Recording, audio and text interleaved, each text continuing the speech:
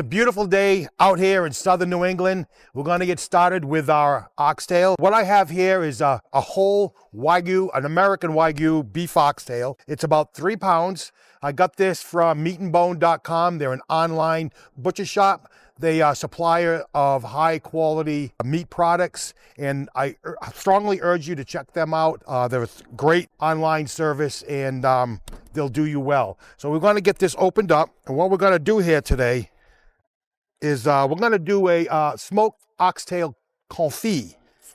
And what a confit is any protein that's braised in its own fat. Duck confit is probably the most popular, but we're going to do it with a smoked beef oxtail. So, like I said, this is about just under 3 pounds, and it's cracked. It's usually cracked when we get them at one joint so as to they're able to package this up better. But what we need to do, I'm going to remove this,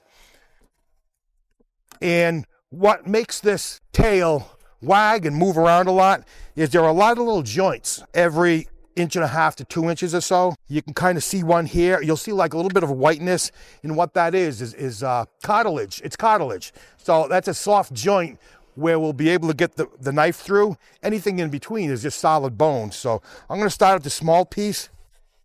And sometimes it requires a little, we might not get it in the first shot. There's 2. And you can see what that looks like. Once we get to this wider one, I'll open it up and give you a cross-section view.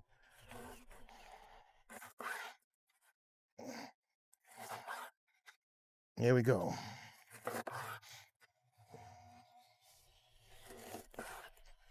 All right, we're getting there. This is the tip of the tail. Now I'm going to turn this around. This side you'll see a thick fat cap. That's the outside of the tail, and I'll call this the belly side where there's less of a fat cap. That's the side of the tail that sits up against the animal's rear end. We'll just call it what it is.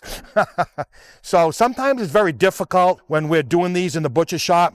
Some butcher shops, some guys will just hack them and put them through the bandsaw. Quite frankly, that's not the way to go. You really need to look for these little joints. And, you know, over time, you'll be able to get the hang of it. You might, as you see it now, you might have to give it a few. Where is that sucker? There, I found it. As you can see, we struggle with this sometimes. Even me, who's been doing this for 49 years. Yeah, there's another one. All right, I'm in my groove now. There's one more joint we're going to find, and there it is. Did that pretty effortlessly. Now, there's some fat. External fat, I'm going to trim that up a little bit. We want to leave some of that fat on. And as you can see, this is a Wagyu product, an American Wagyu product. There's tremendous fat distribution, intermuscular fat, collagen, connective tissue. As that's cooking, it's just going to render down. It's going to give us a very gelatin-like, unctuous, very tender, succulent meat.